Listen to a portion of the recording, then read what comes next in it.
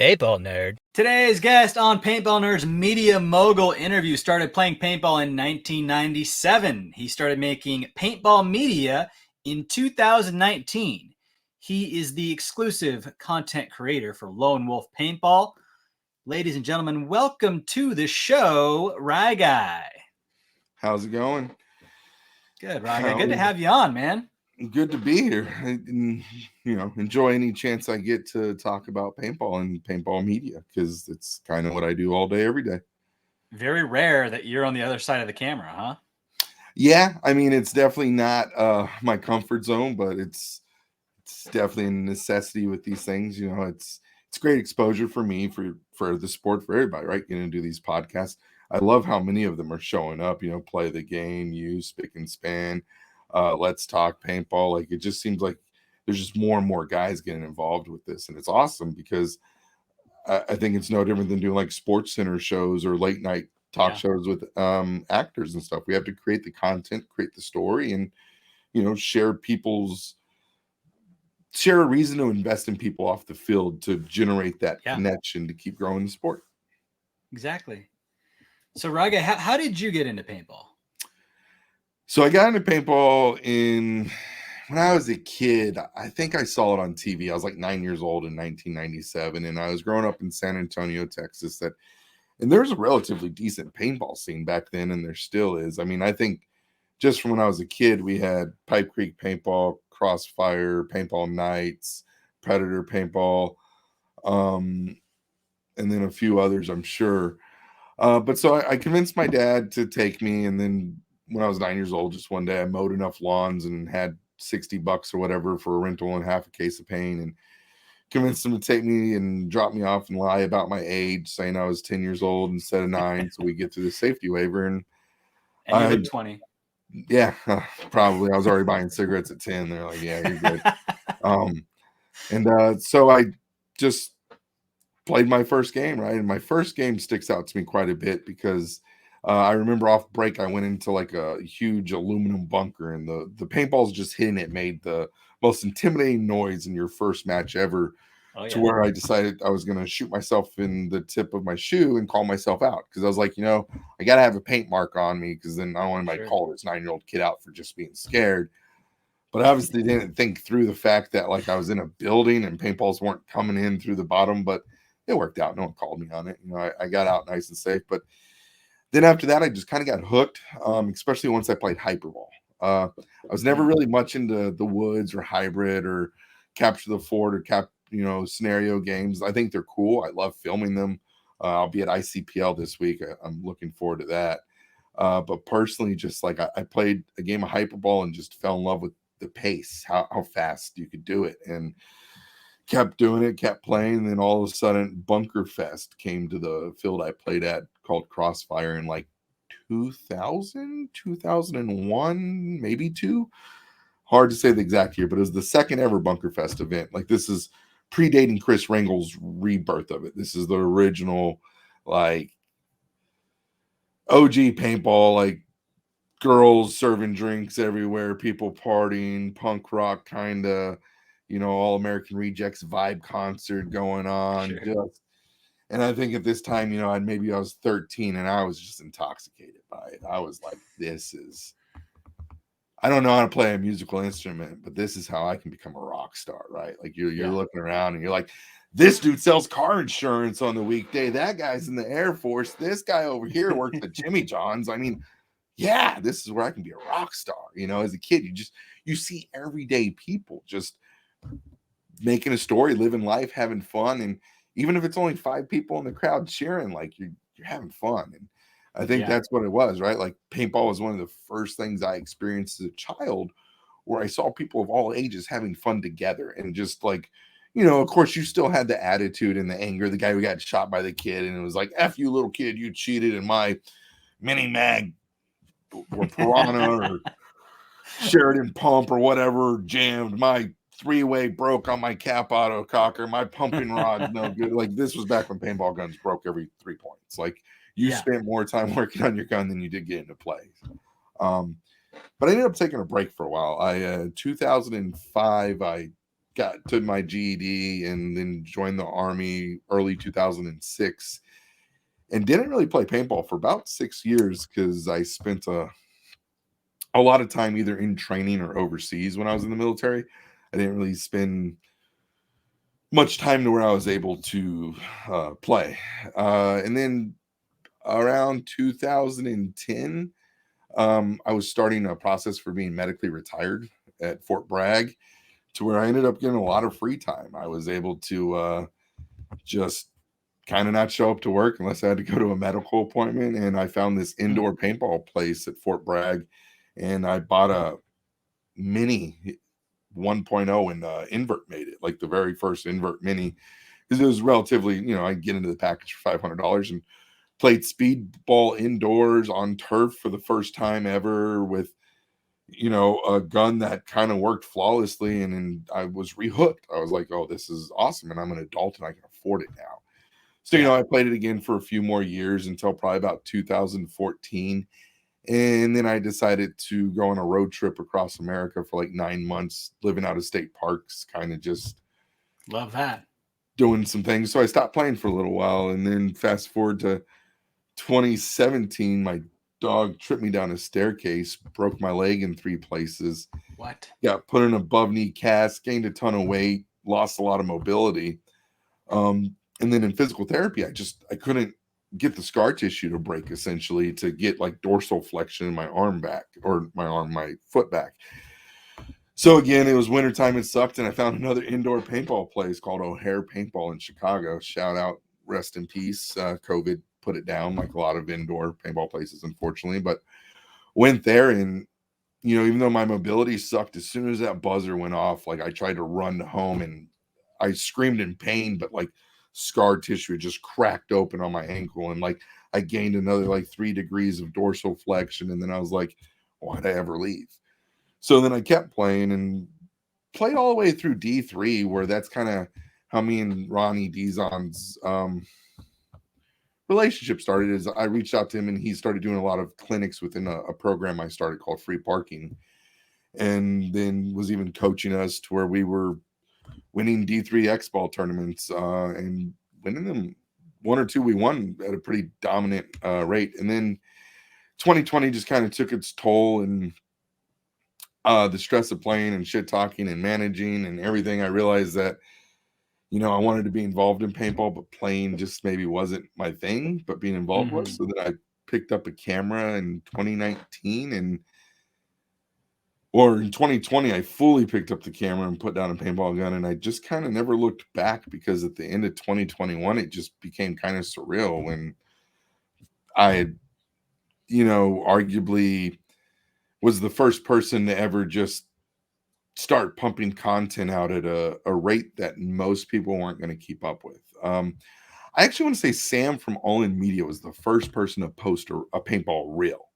Was like the first guy to ever do it, but I think I was the first one who was doing 4 to 5 a day, and I did it for like 6 months straight, to where I got picked up on like an India and Brazil algorithm, and then the numbers blew up crazy, and then along came GI and a bunch of other companies offering me jobs to help blow up their accounts, and then I did some of that, and I've enjoyed every experience I've had working for every paintball company I've had.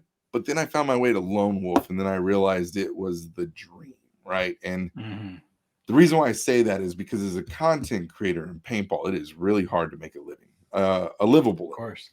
Yeah. This is my full-time job. It has been now for going on 2 years. I make enough to pay all my bills and then some. I don't need this. So I actually when I said I got retired from the military, I received full benefits for life,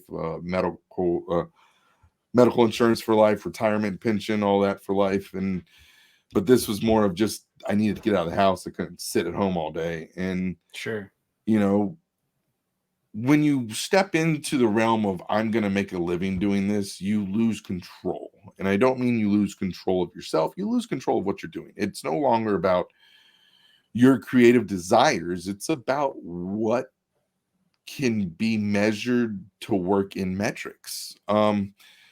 Quality of content is the most subjective subject in the game, right? Like every other subject we can quantify in measurable numbers, right? But quality of content is basically an opinion. It is, I like this guy, because I it's like art. that guy. You know, it's art. It's if you like it. Some people love Picasso. Some people like Rembrandt. Some people want Yeah. to listen to Mozart. Some people think Biggie's the shit. You know, like the scale is there, and it's the same thing here. Measurable metrics, though, are views, followers, return in revenue and sales increased, interactions and post, all numbers that can be measured. So those are things that companies look at. Now, in order to achieve those, it's not about what you want to do, it's about what works. So that's where this is no longer my hobby and what makes a job, right? You have to do the things you don't want to do. Like there are times a lot of the content I have produced in the last year that it's not content I wanted to produce, but it is the content that the job called for, and it was the content that got me paid to continue doing stuff for my family and growing. With that said, it's definitely, you have to find a balance, which I've started doing more recently. So when Lone Wolf called and they were like, hey, we want you full time, we want you, we want you to not work for anyone else. You can't work for GI, can't work for Planet Eclipse, can't work for DLX, no one. We want you to only work for us. And the pay was the appealing part, but the most appealing part was it was the one place in paintball I think I could have found that doesn't have any brand bias. It's the one place I can work with any company through them, any player through them.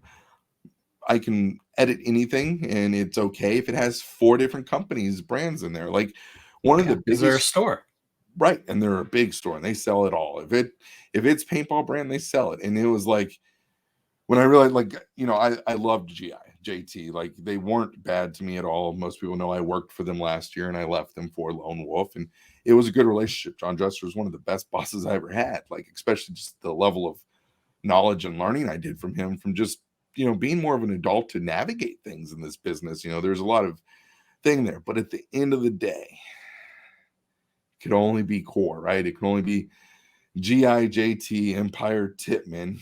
Nothing wrong with that, and I get their purpose, right? Like, why do they want to pay me to throw HK product out there?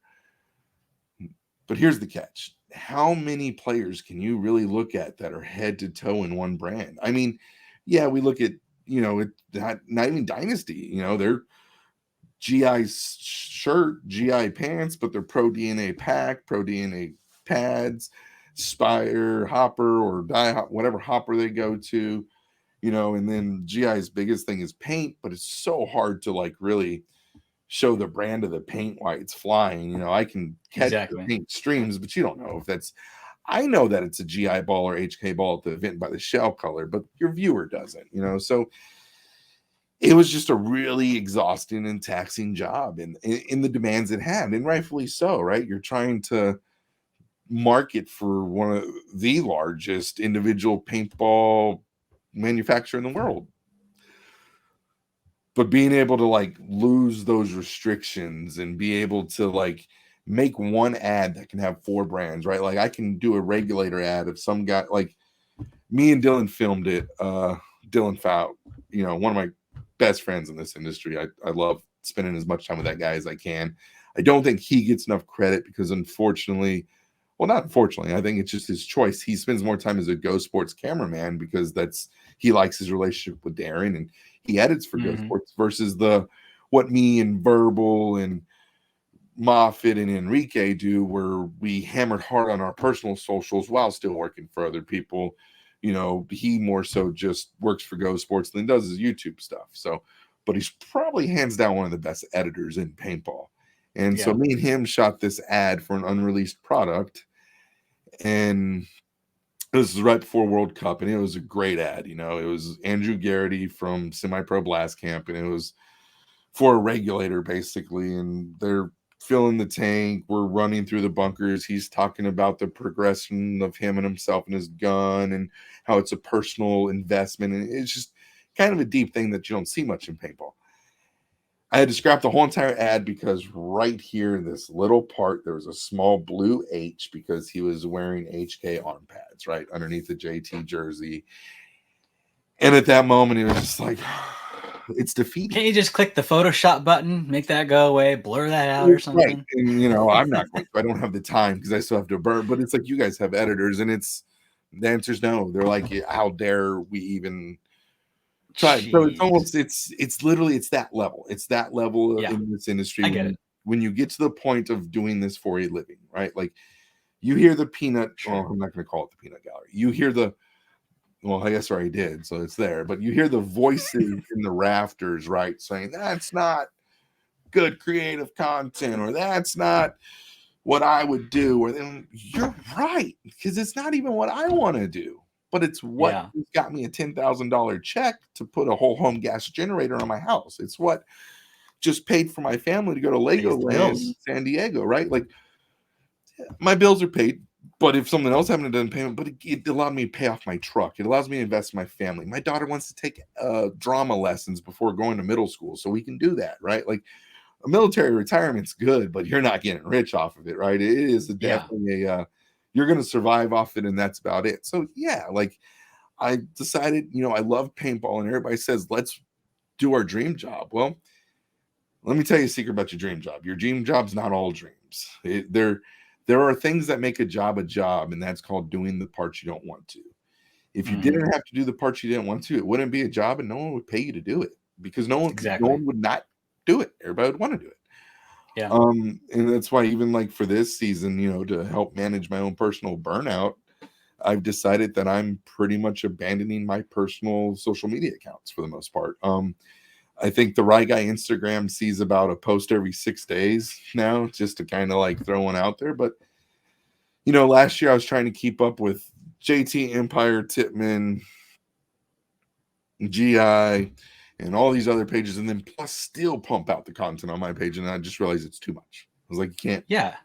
You have to find a why. Like, why would you do that too?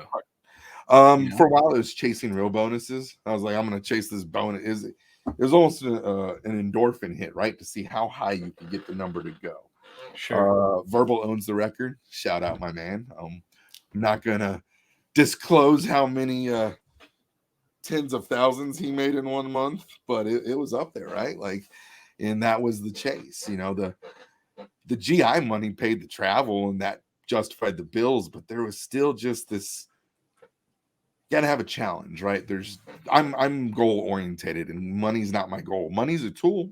Money's the greatest tool in the world. People say you don't need money. They're either not old or they've never had it in a position that allowed them to further themselves, right? Because yeah, you can live without money, but even in this game, right? Like I think there's a lot of creators that me and Verbal are apart from simply because the money we can invest in gear.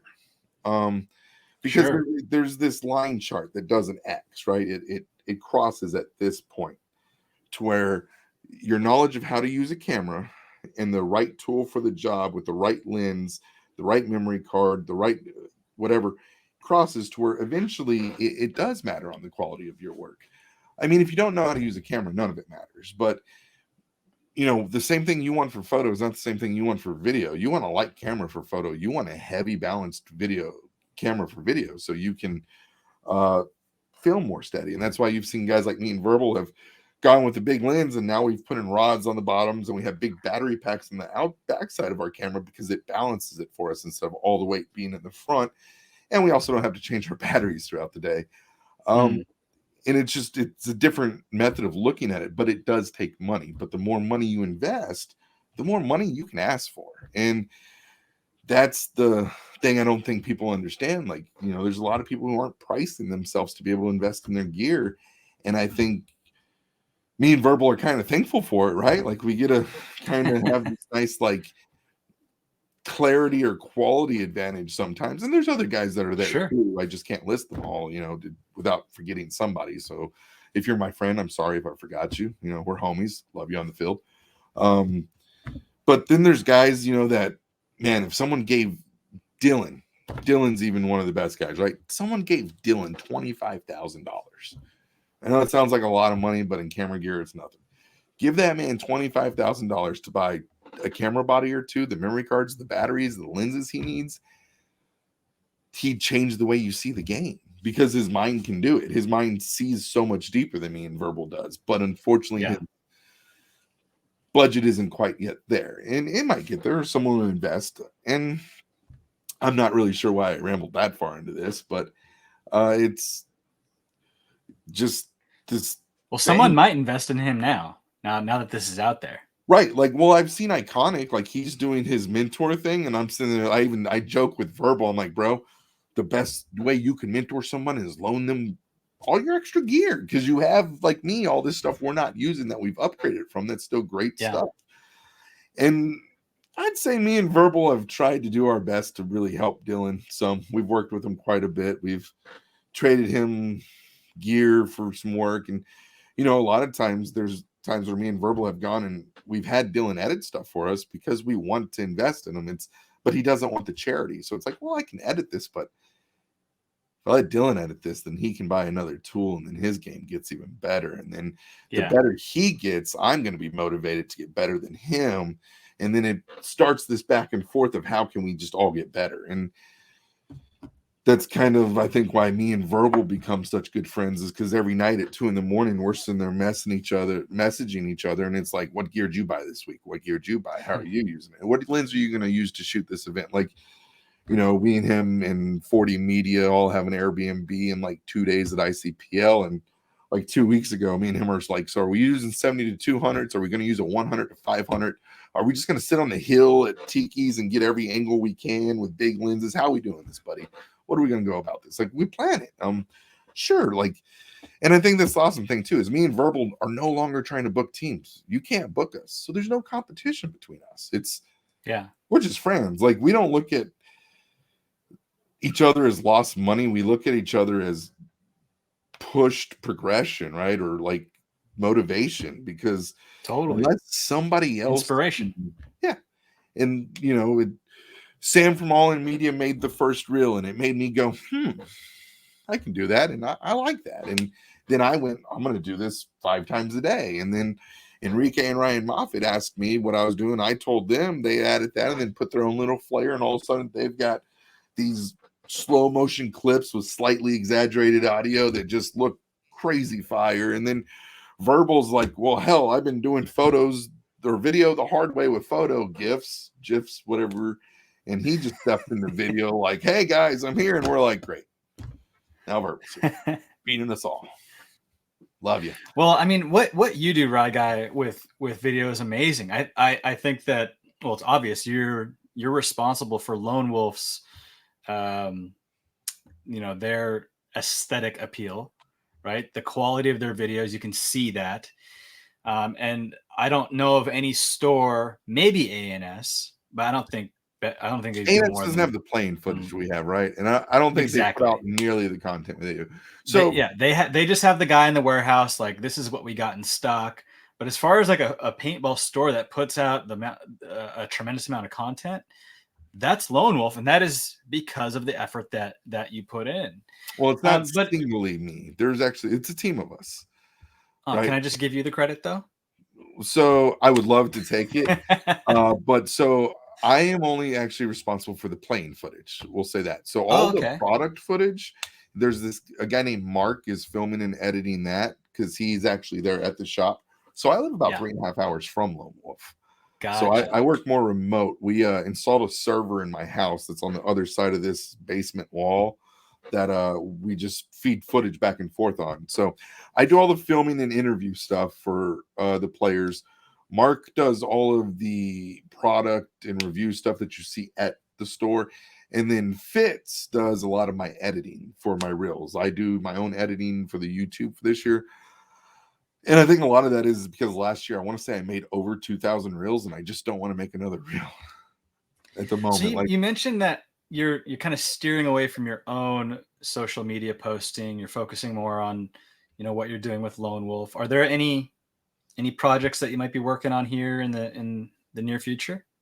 For me or for Lone Wolf? Both. So personally, I am branching into the WBC. Professional boxing. I have started working with a lightweight contender named Victor. He is 1-0 with a quick, I think, 2-round knockout his first fight. His next fight is the week after ICPO. We're going to Houston.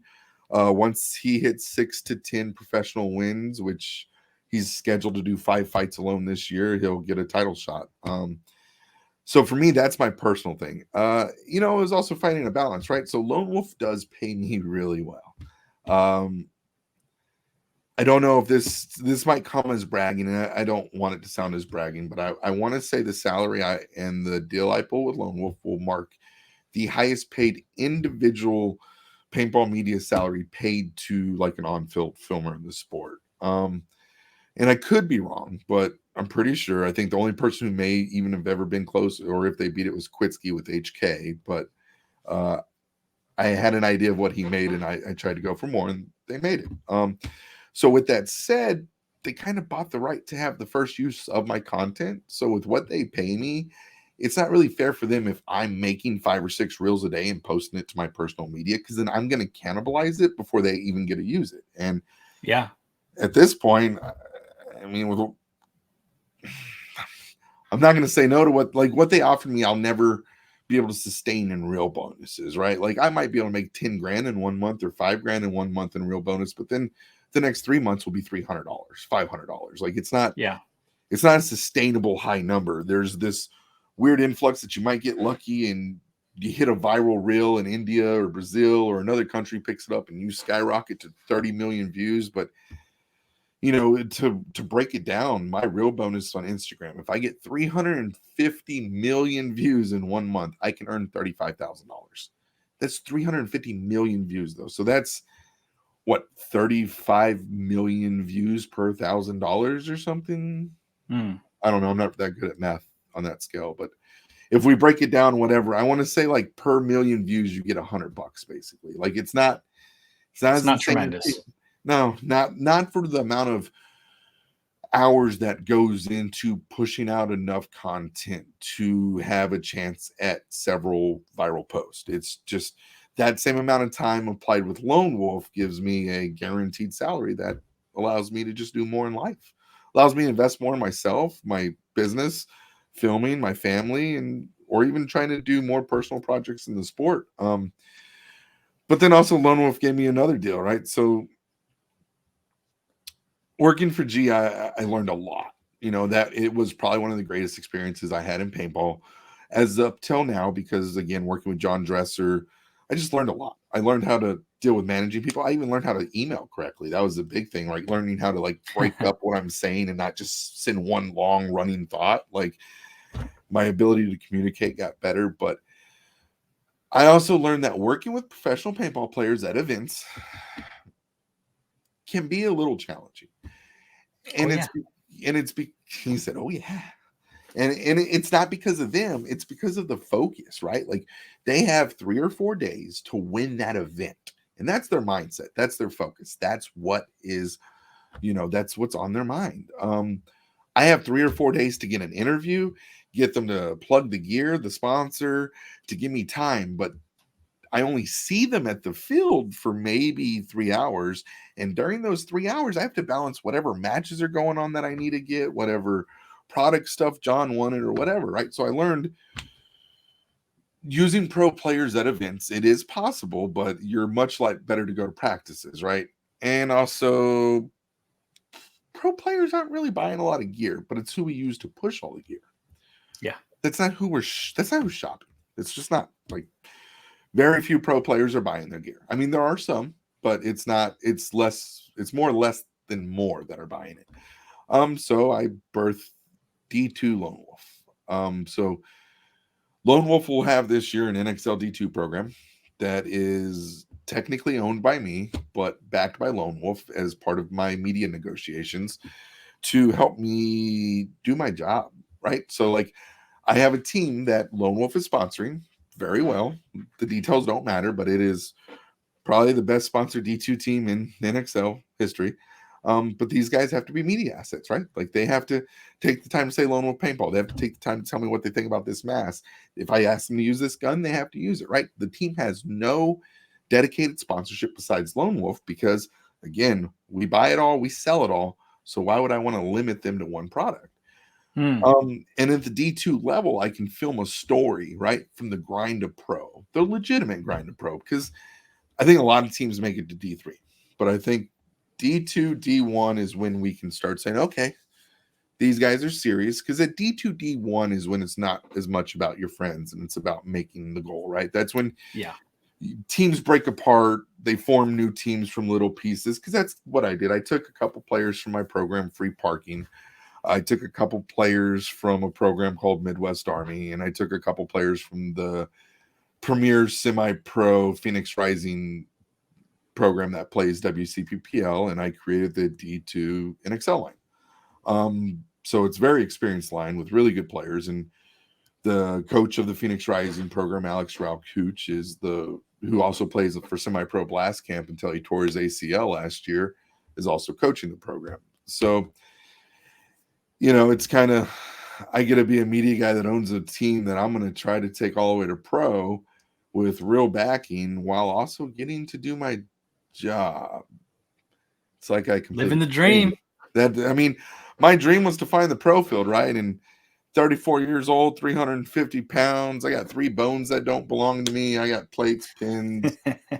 I ain't ever going to be there as a player, but as an owner, as a videographer, as a media guy, as a manager within the teams and stuff, definitely, I'm not going anywhere. And it's just, Lone Wolf was willing to invest in my ideas. And maybe this shit's the bet, right? Maybe this is the worst play in the world for a media guy to develop a divisional D2, D1 program to give us that story. But so that's one of the things that I plan to be bringing to Lone Wolf's channel soon, is an actual travel vlog with practices and the events. And when I say vlog, it's about them, me, not me, because I just like filming. I don't want to be on it, but to let people see what you're actually giving up to do this, because these guys will miss their kids' birthdays. These guys will miss their wife's birthdays. These guys will miss their friends' weddings.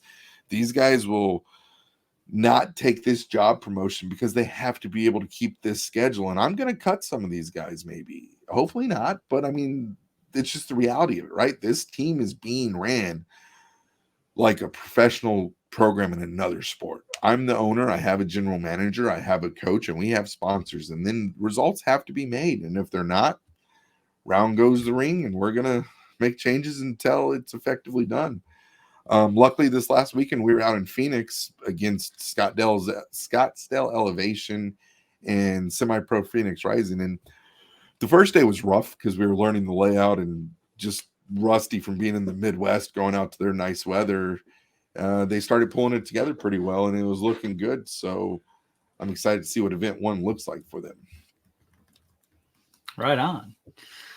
Well, RyGuy, what would you like to see in paintball media that we don't see enough of?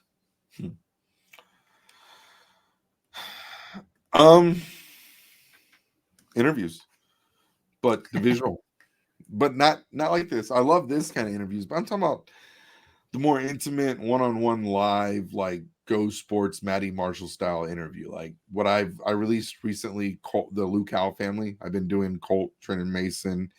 Yeah. And I think maybe Johnny Luke Howe's interview has dropped or is dropping this week to Lone Wolf.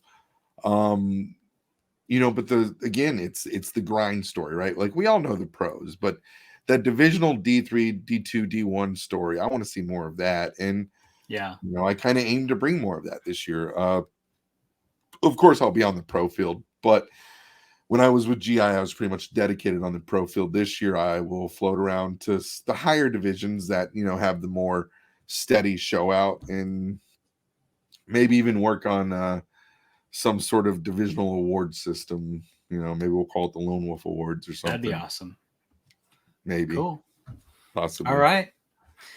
Well, RyGuy, out of all that paintball's given you, what would you say that you're most thankful for? A cure to depression. Wow. I mean, to be honest, for me, with PTSD comes depression, and with my PTSD and ADHD, I if I'm not at a paintball event or if I'm not filming, I'm pretty much locked in at home and just kind of, I don't mind it, right? Because the retirement I received from the military was a blessing and a curse at the same time. Because when you're 22, 23 years old and you are told, here's a bills paid for and here's your health insurance, you don't really you don't go out looking for much, right? Like, I mean, I went to Right. college. I was a firefighter on a volunteer department for a little while. I got my EMT certs. I got some welding certs. I went to business school. I did a bunch of things to use up my GI Bill to make more money because you get a living stipend while you're doing it, and also because why not? I like to learn. But at the end of the day, paintball has given me an outlet to have a value in something besides my family again, right? So like I go to a paintball field and there's people that aren't my kids that are happy to see me. I mean, there's people that probably hate to see me too, but there's people that just come up to me and they're like, "Hey, I love your content," or "Hey man, thanks for coming out here. Bro, I can't believe you sat there and got shot to get that shot." And I'm just like, "Thanks." You know, and I'm not always the most animated or most personable guy in person because I'm tired or mentally there's just a lot on my mind. I've got a list of 30 things I have to get done in these 3 days. But at the end of the day, those people who come up to tell me that to make me feel that I have a value again in life outside of my family, that's the thing I'm most grateful for. Because in the military, Mm, it gives you a value, right? You're part of a team, you're part of a commodity, a program, a unit, and you have a job and you do that job and you see a direct result and people's appreciation towards it. When you stop working or you stop doing those things, you lose that. And when you're running a team, no one really cares, right? Everybody's competition in paintball. But when I found the camera and the people who became appreciative of what I was doing, they pulled me out of a very anger-filled, depressive state part of my life. I mean, mm, there's some stories floating around about some things I did before I picked up a camera, and I'm not proud of. I tried to fight some people. I spit on a guy like in the height of COVID, wanting to fight him. He was one of my best friends, but I was in a very depressed and just overloaded state of mind, and like the camera fixed it all, right? Like and that's what yeah. I mean by it's a dopamine hit. I mean, I go to anger management and I do VA treatment to help the things, but those can only go so far, right? Like Sure. those things are more like making sure you don't go too far the other way. Paintball just brought me to like an elevated skyrocket. It made me want to talk, to you. Let's get this to refocus. There we go. It made me want to like chat with you, and I gotta watch my idols become my friends or my coworkers. Like I got Matty Marshall's number on my phone. I got John Dresser's number on my phone. I'll call up Thomas Taylor. Hey, what's going on, Rainey? Just texting with, you know, Chris Odom's an NFL player. He's one of my best friends. I talk to that man till 5 a.m. on my Discord channel some days, right? Like happiness, right? It brought me out of depression because it brought me a community of people that just appreciate the same thing. And like everything else, you're going to have people you don't like and people that don't like you, but there's enough people that everybody can find their clique inside this thing and not be depressed. Because I think as adults, that's one of the hardest things, right? Is finding something outside of our family unit that we belong Mm, to.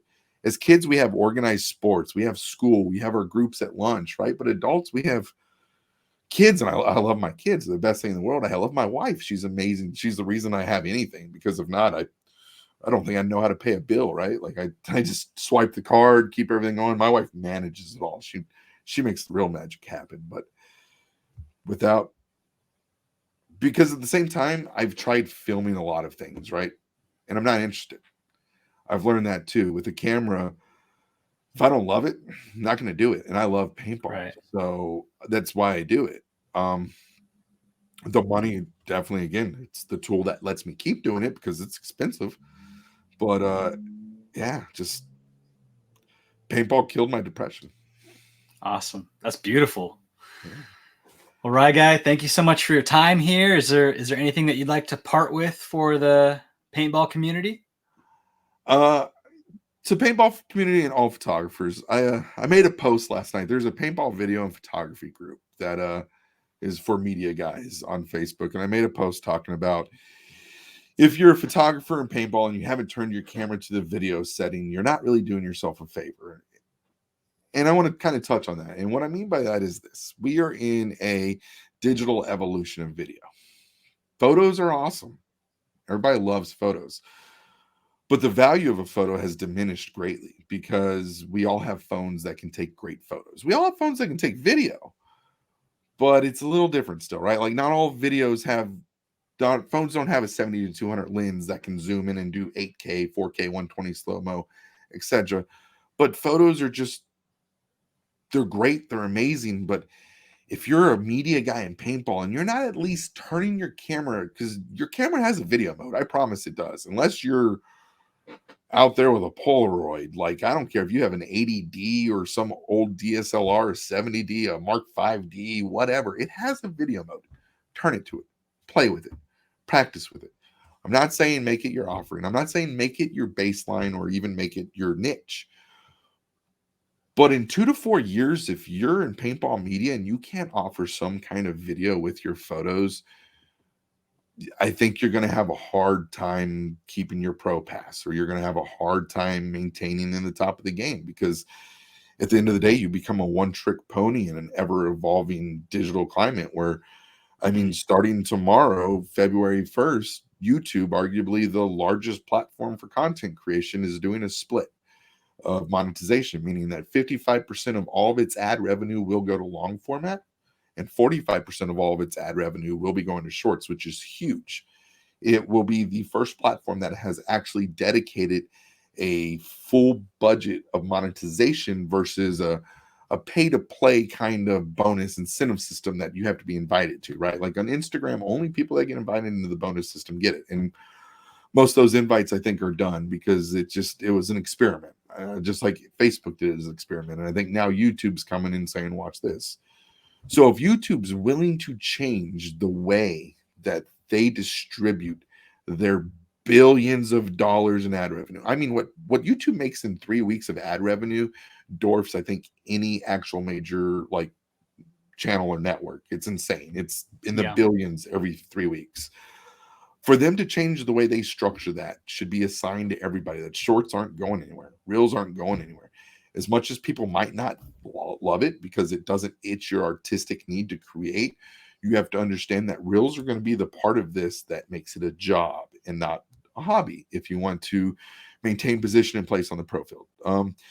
Even this year, we're seeing more platinum sponsors that want that pro media pass access, like Jelly Ball and other people that are willing to pay the league the sponsorship money to get pro media access. So the photographers are going to get pushed out slowly. The NXL has less media passes. Go Sports has less media passes because every time a sponsor brings money in for media passes, we have to distribute that somewhere, right? Like we can't just keep adding people onto the pro field. It'll become too crowded.